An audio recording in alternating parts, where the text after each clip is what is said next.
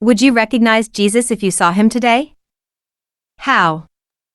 The two disciples returning to Emmaus at first missed the significance of history's greatest event because they were too focused on their disappointments and problems.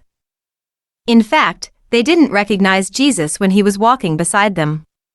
To compound the problem, they were walking in the wrong direction, away from the fellowship of believers in Jerusalem. We are likely to miss Jesus and withdraw from the strength found in other believers when we become preoccupied with our dashed hopes and frustrated plans. Only when we are looking for Jesus in our midst will we experience the power and help he can bring.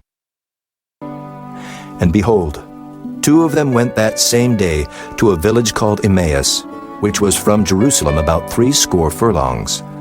And they talked together of all these things which had happened. And it came to pass that while they communed together and reasoned, Jesus himself drew near and went with them. But their eyes were holden that they should not know him.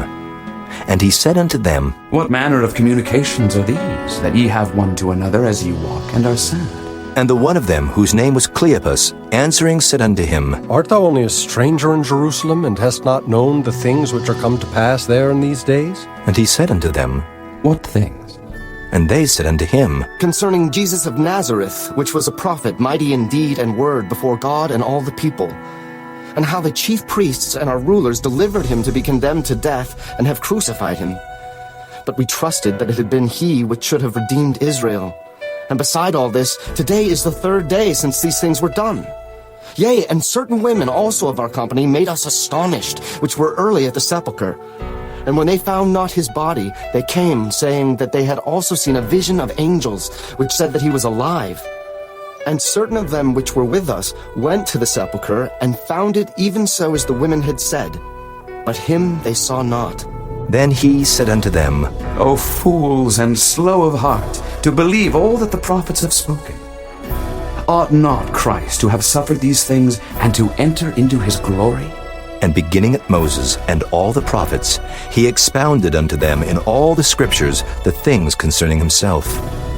And they drew nigh unto the village whither they went, and he made as though he would have gone further. But they constrained him, saying, Abide with us, for it is toward evening, and the day is far spent. And he went in to tarry with them. And it came to pass, as he sat at meat with them, he took bread, and blessed it, and brake, and gave to them. And their eyes were opened, and they knew him, and he vanished out of their sight.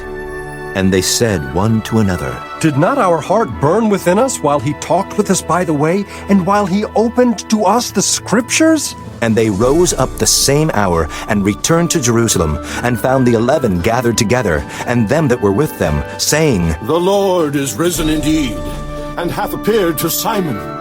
And they told what things were done in the way, and how he was known of them in breaking of bread.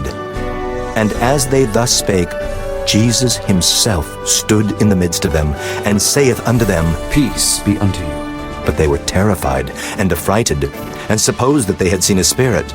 And he said unto them, Why are you troubled? And why do thoughts arise in your hearts?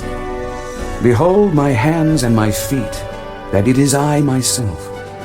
Handle me and see, for a spirit hath not flesh and bones as ye see me have. And when he had thus spoken, he showed them his hands and his feet. And while they yet believed not for joy, and wondered, he said unto them, Have ye here any meat? And they gave him a piece of a broiled fish and of an honeycomb. And he took it, and did eat before them.